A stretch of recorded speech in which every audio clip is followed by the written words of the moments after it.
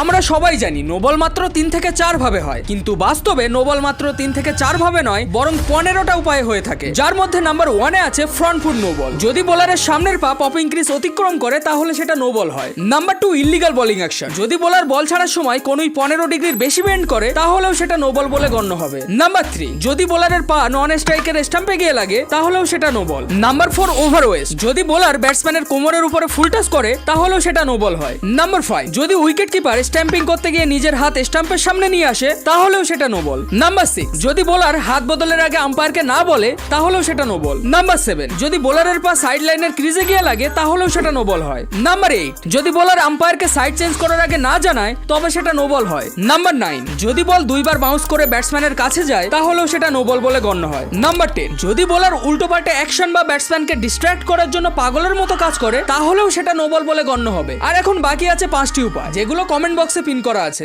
এখনই চেক করো।